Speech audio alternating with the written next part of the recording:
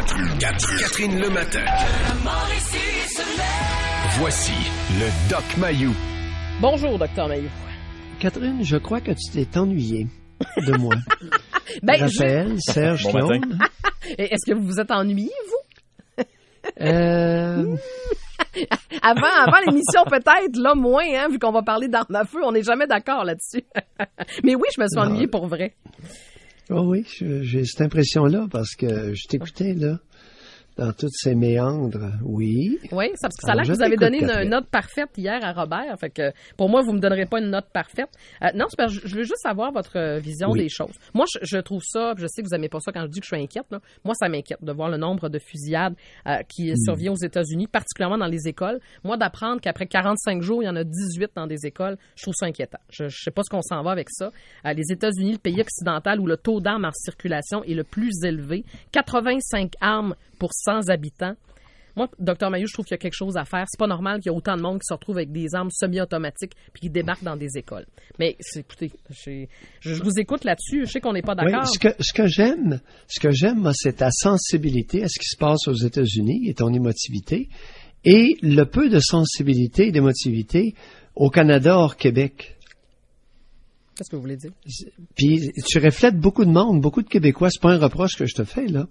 Tu dis où on s'en va avec ça, mais c'est pas de nos affaires. Les États-Unis sont un pays souverain. Ouais. Puis c'est pas de nos maudites affaires, mais pas du tout. Ils s'organisent comme ils veulent. Okay, fait que Tu comprends? Tu quand présentes ça comme si c'était une nouvelle québécoise. Ben, c'est parce que pour moi, c'est de l'être humain, qu'on soit québécois ou américain. Bon, il y a du monde qui sont tu tués. veux... Oui, si tu veux parler d'être humain, on va parler de Bouchy, l'Autochtone qui était descendu par le fermier Stanley en Saskatchewan en mai 2016. Il y a eu un procès. Ouais. Il a été acquitté. Il a pris c'était avec un pistolet, on voit très bien le pistolet, puis il a tiré dans la tête d'un jeune Autochtone. Ouais. OK?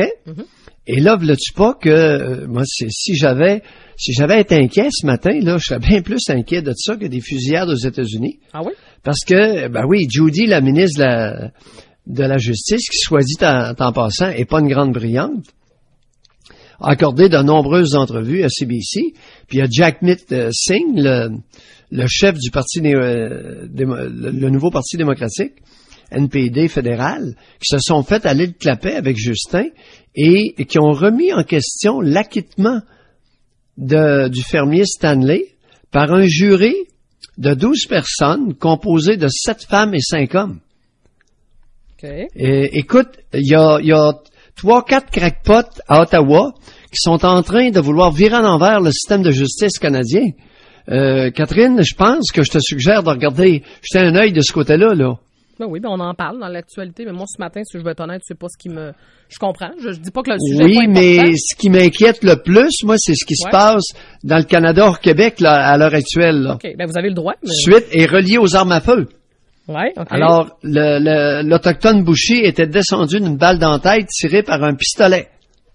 Alors, Ouais. t'as raison de te soucier des armes à feu, mais chez nous, OK, mais si ça s'était passé, si les statistiques étaient au Canada, là, versus les fusillades dans les écoles, est-ce que vous auriez le même discours? Là, ce serait important qu'on en parle?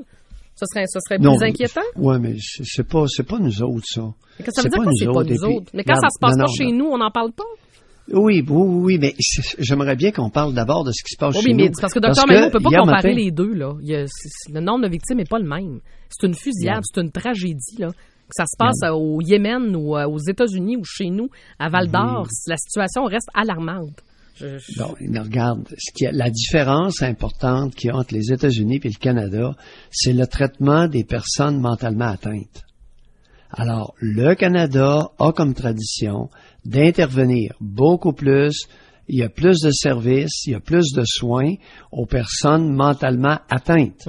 Bon, mais moi, c'est une bonne chose. Aux États-Unis. OK, parfait. Aux États-Unis. Oui, ça nous différencie. Mais comment ça se fait qu'aux États-Unis, on n'y accorde pas plus d'importance? Parce que le système est différent.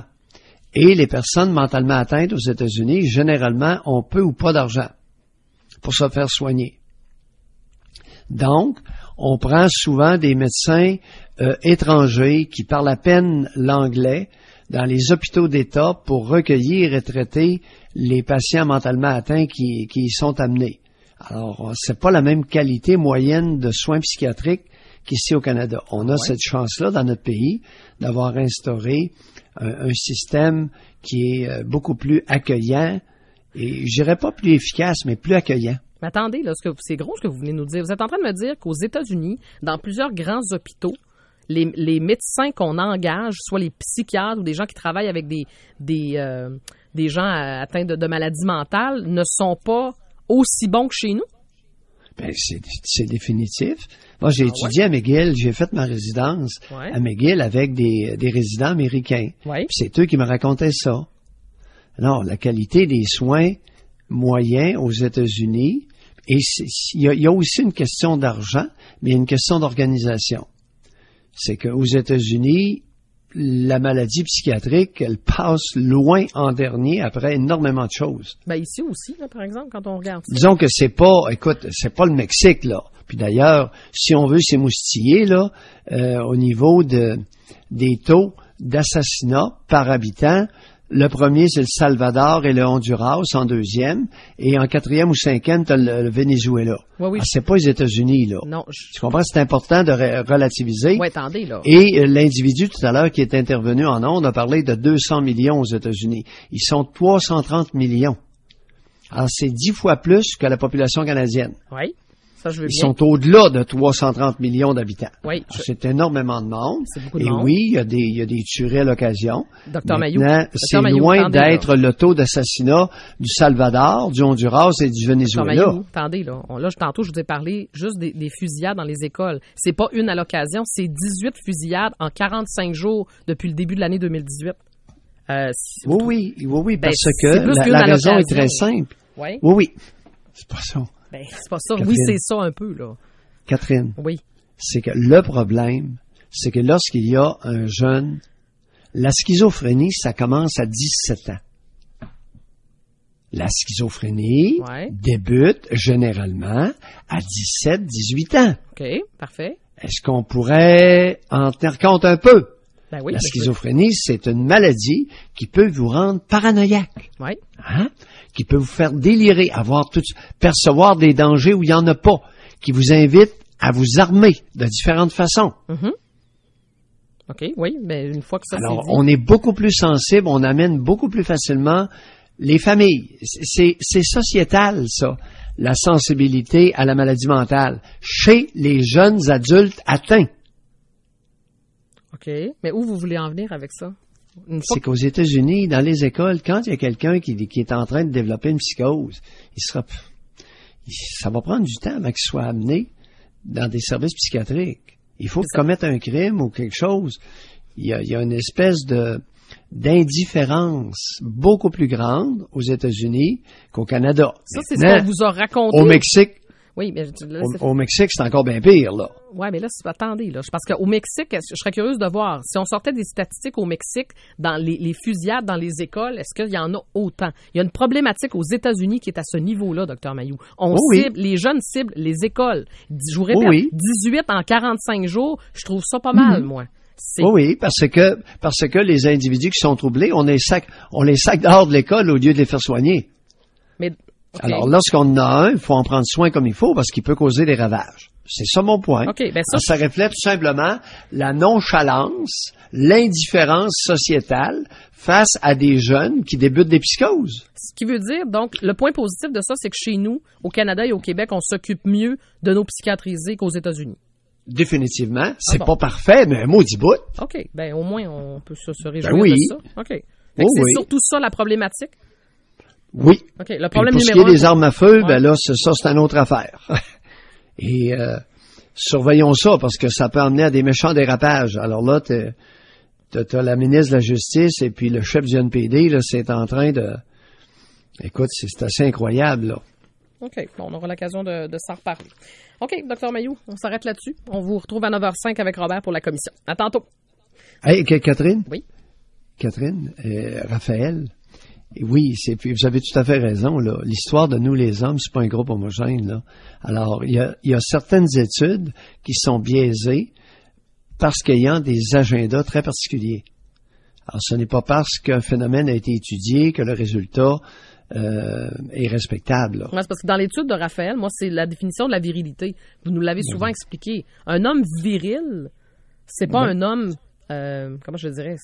Être viril, c'est pas être charmant, puis c'est pas être charismatique. La virilité, ça fait référence à la sexualité. À la sexualité. À la puissance. Faut utiliser les vrais mots. À la puissance sexuelle et qui se traduit par une fréquence éjaculatoire. OK, mais c'est ça, mais alors, c'est le nombre de fois par jour, par semaine qu'un homme est capable de s'accoupler. Ouais, mais c'est pas comme ça qu'on C'est ça, c'est la puissance sexuelle, la virilité. Et c'est le même phénomène chez les animaux. Oubliez pas de temps en temps que l'être humain est un animal. Ouais. Et on parle la puissance sexuelle d'un taureau, d'un étalon, d'un porc, d'un verra. Mais oui, c'est la puissance sexuelle, c'est la capacité de reproduction, d'éjaculer par tant de temps. Oui, mais c'est ça, c'est parce que la plupart des gens, on mélange virilité avec... Quand quelqu'un a l'air très masculin, tu sais, un homme qui a l'air fort, les gros bras, puis qui a l'air d'un tough, on dit « Ah, il est viril », mais alors que ça n'a rien à voir. Non, il est d'allure masculine. C'est ça, parce que, regardez, votre gros tough, là, peut être capable d'à peu près 2 relations par semaine, OK? Mm-hmm. Après 2 relations par semaine, il est essoufflé. Alors, ça arrive. Oui, ça peut arriver. Par contre, il y a des petits mecs qui sont capables là à 3 fois par jour. Il y a ça. C'est bien dit. Docteur Mailloux, on vous laisse aller. On vous retrouve tantôt avec Robert et dans votre émission 9h30. Oubliez pas que les bons coqs, ça se tient maigre. Les bons coqs se tiennent maigre. En campagne, oui. Ah bon? Ça, c'est très rural. Un bon coq se tient maigre. Alors, il y a un fond de vérité, parce que l'obésité est un facteur anti-virilité à cause de la sécrétion d'estrogène par les adipocytes, c'est-à-dire les cellules graisseuses. Alors, plus un homme est gras, moins généralement il est viril, il est puissant sexuellement à cause de la présence dans son organisme d'une quantité importante d'estrogène qui est un anti-libido chez l'homme. Êtes-vous en train de nous dire ce matin que vous êtes un homme viril? Est-ce que je dois... Non. À mon âge, c'est parce que passé un certain âge, ces règles-là ne comptent plus. OK, mais vous l'avez déjà été. Vous avez dit un coq viril. Est-ce que... Oups, la ligne est moins bonne. 7h26, on s'arrête. À tantôt, Dr. Mailloux. 9h05 pour la commission PM. Ce coq viril qui était le Dr. Mailloux.